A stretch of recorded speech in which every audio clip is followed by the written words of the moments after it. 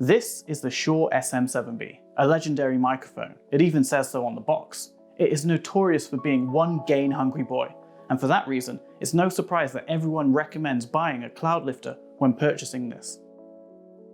But what if you don't have £150 to spend? What if there's a cheaper version? Well, guess what? There is.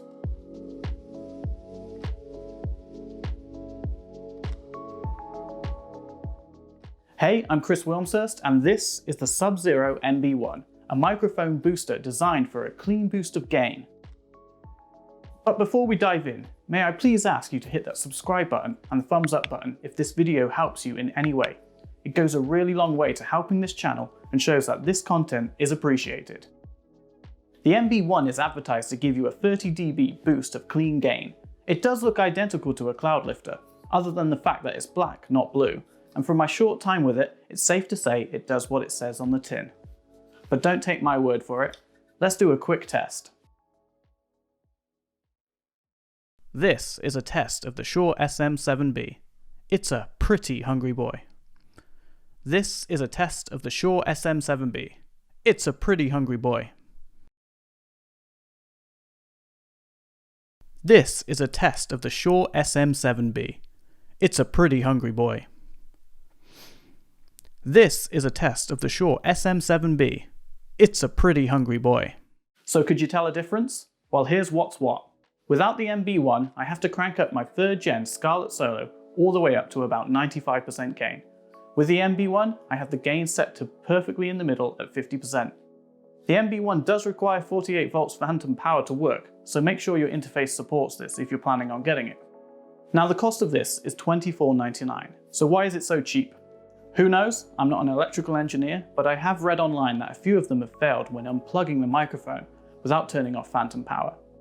However, these users did get replacements sent out to them for free, so that's always a bonus.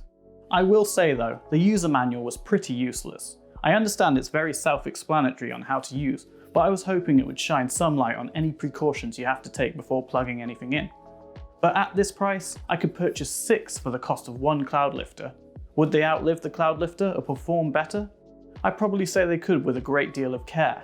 Now if you are considering a Cloudlifter and the whole recommended package, your costs rise dramatically.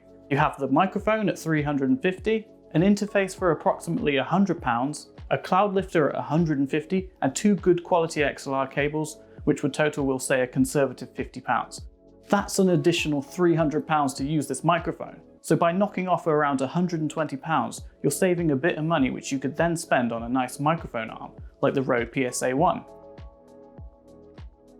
Overall though, for the money, I'm pretty happy with the results I'm getting, as I honestly wasn't expecting much. There may be a tiny bit of noise, but there is no static from jacking the gain all the way up, and cleaning up noise is a relatively easy endeavour. The only thing this thing can't do is get rid of the terrible reverb in this echo chamber I call my living room. So if you want to check it out, I've left a link in the description below, along with links to everything else featured today. Thanks again for watching, and, like I said earlier, if anything in this video helped you, please consider liking, subscribing, and leave a comment. I'll see you in the next one.